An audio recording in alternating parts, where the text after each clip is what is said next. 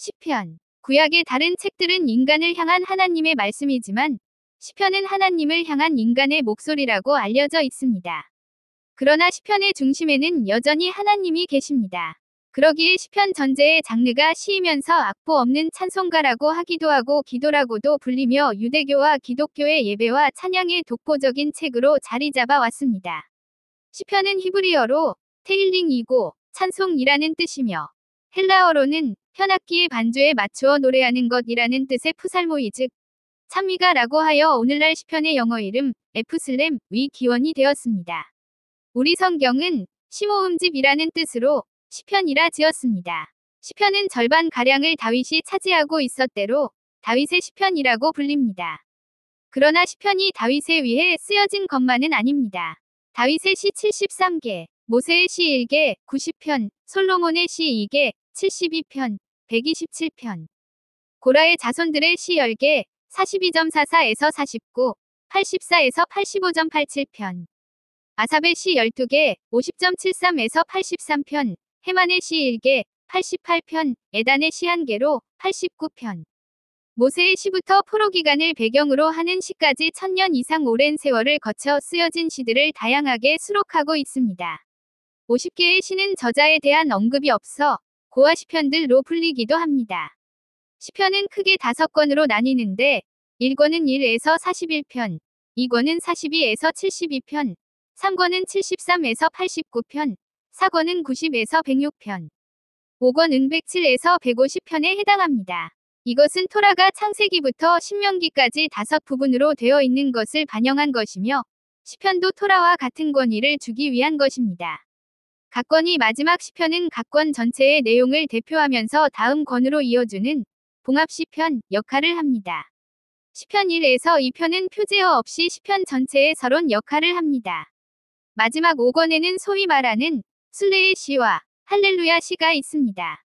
120에서 134편에 해당하는 순례의 시는 예루살렘에 올라가며 부른 노래로 알려져 있으나 실제 내용은 이스라엘이 바벨론 포로에서 돌아오는 것을 염원하며 메시아가 오실 것에 대한 희망을 가지고 부른 노래입니다. 할렐루야는 여호와를 찬양하라 라는 뜻으로 146에서 150편은 할렐루야로 시작해서 할렐루야로 끝을 맺는 것으로 유명하며 시편 전체의 피날레로서 결말을 웅장하게 마칩니다. 시편의 유형은 크게 찬양시, 탄식시, 감사의 시, 지혜의 시 이렇게 4가지로 분류할 수 있습니다. 찬양시는 하나님을 찬양하기 위해 공동체를 초청하는 내용을 담고 있습니다. 여호와의 통치를 찬양하고 그분의 창조 세계의 주권을 찬양하며 시온의 거하심을 찬양합니다. 탄식시는 하나님께 도움을 요청하기 위해 부르짖으며 개인과 국가의 위기 상황을 알리고 구원을 간구합니다. 그리고 언약에 대한 하나님의 성실하심과 신실하심에 대한 믿음을 표현하는 경배로 마칩니다. 감사의 시는 보살핌과 구원에 대해 하나님께서 기도에 응답해 주심에 대해 탄원이 응답받았을 때에 대해 감사의 화답을 드립니다. 지혜의 시는 지혜 문학적 관심들 즉 악인의 번영과 같은 이슈에 대해 고민하고 삶의 성공을 추구하고 위로운 자와 악한 자가 대비되는 등의 문제로 씨름하는 교육적 의도를 가지고 있는 시들입니다. 많은 시편들이 표제어를 가지고 있습니다. 다윗의 시나 고라 자손의 시처럼 관련되어 있는 개인이나 집단을 명시하기도 하고 다윗이 압살롬을 피해 도망갈 때 부른 노래처럼 그 시에 관계된 역사적 사건들의 배경을 주기도 합니다.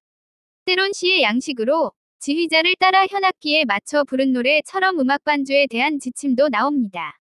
그러나 어떤 전문 용어들은 오늘날 그 뜻을 정확히 알기 어렵습니다. 믹담은 속죄 위 의미일 가능성이 있고 마스길은 교훈을 위하여 라는 의미로 추측할 수 있습니다.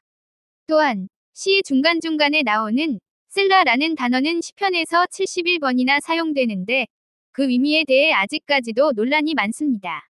항상, 영원히 또는 고양시키다 라는 뜻으로 보기도 하고 소리를 크게 하라는 악상기호로 보기도 하고 찬미를 위해 엎드리라는 예배시의 지시로 보기도 합니다.